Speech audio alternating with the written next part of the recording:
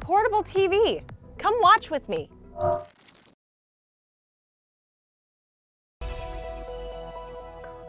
A major Apple iPhone supplier in India is under investigation after a riot broke out inside their factory. The riot reportedly caused by workers who are upset about not getting paid. They caused millions of dollars worth of damages. And as the investigation continues, Apple is sending a team of auditors and representatives now to India. Natasha Sweet has the report. Violence at a factory that manufactures iPhones erupts in the Kolar district of southern India Sunday. Police say roughly 100 people have been arrested. According to local reports, a large group of employees damaged the building, destroyed equipment, even setting fire to vehicles. Damages are estimated at $7 million. Local media saying these workers were protesting as a result of not being paid. Police condemn the rioting. No one has the power to take law and order in their own hands. If anyone has problems, they should approach their department or the labor department. It's wrong to become violent like this. The police are conducting appropriate inquiries. Wistron, a Taiwanese-based supplier, is the manufacturer which makes iPhones in India.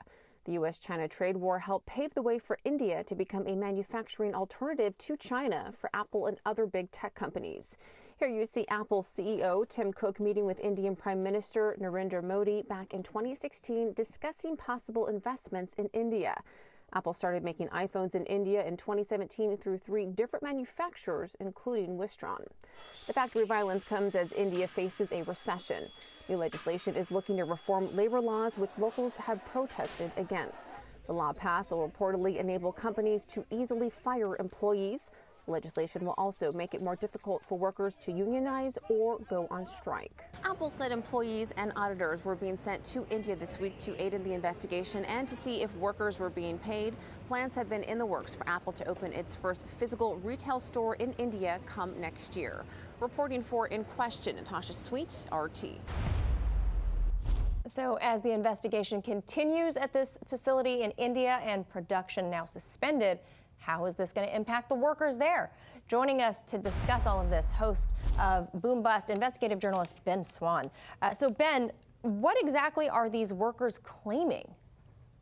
Yeah, so it's kind of interesting because we keep hearing that they're not being paid. They're actually being paid. The problem is, Manila, we're talking about in recent weeks, the payments that are coming to these workers are dropping considerably. So according to the Times of India, a couple of interesting things here. Workers are apparently getting, I'm going to just translate this into US dollars to give you an idea, about $286 a month. That is the salary for somebody who is apparently an engineering graduate. They were promised a salary of $286 per month.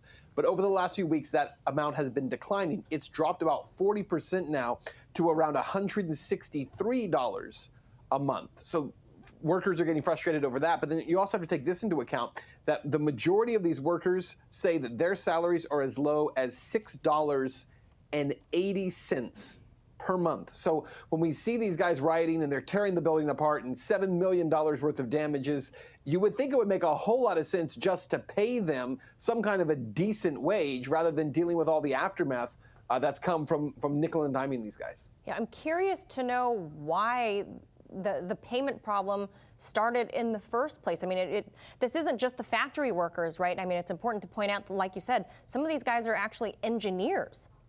That's right. They're engineers. And what's really incredible about this is you have to think about what's taking place here. So we heard Natasha talking about the fact that this is an Apple company, a company that works on behalf of Apple, a subsidiary, if you will, or a contractor, excuse me, that develops iPhones in India. And so you would expect, listen, obviously they're trying to hold costs down. The whole point of Apple moving to India and building in the country is to bring costs down.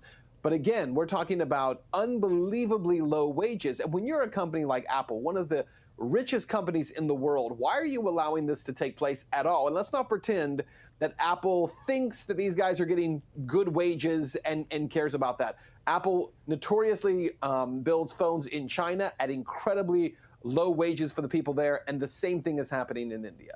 Yeah, I mean, we've seen in years past, Ben, remember Foxconn and those workers, they had to have the suicide nets outside of the windows because the working conditions were so awful and their pay was so awful.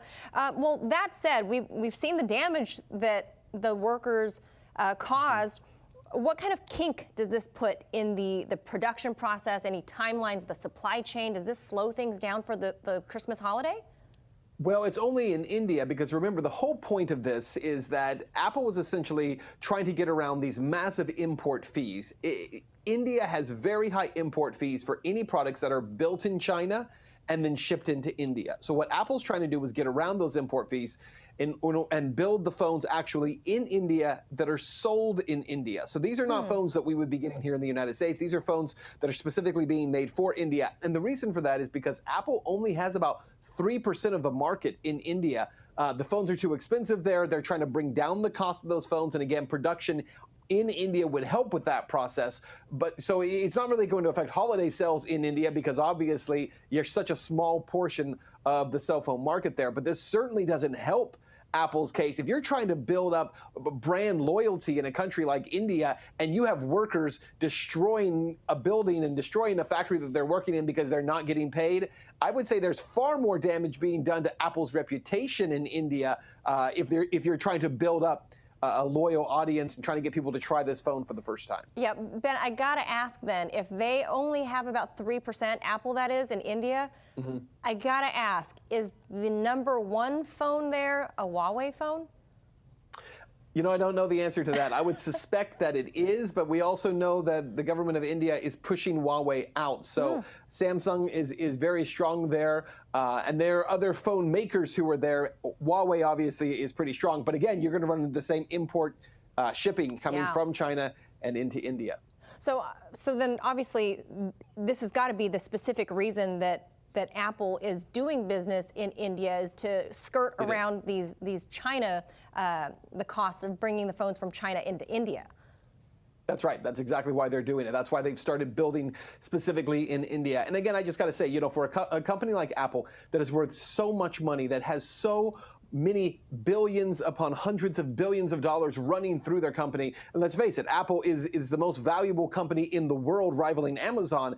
And yet you can't pay workers a decent wage, and it just doesn't make any sense. In this day and age, you would think there would be a higher expectation. When a company like Apple, or a CEO like Tim Cook wants to talk about social issues in the United States, you need to sit down until you can learn how to pay your workers around the world. Yeah, Ben, it has obviously been really brought to light, I think, during this COVID pandemic, the mass movement of wealth from the have-nots to even more so to the haves. I think the coronavirus pandemic is obviously impacting India. It's the second highest affected country in the world. So obviously this has got to be hurting for all those families there.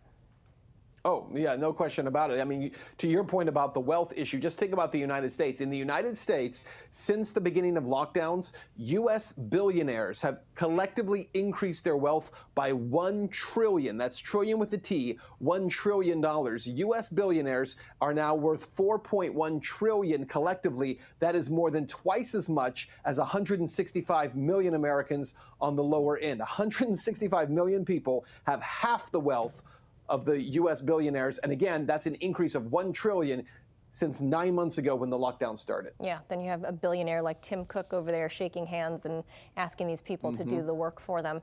Ben Swann, thank you so much for that deep dive.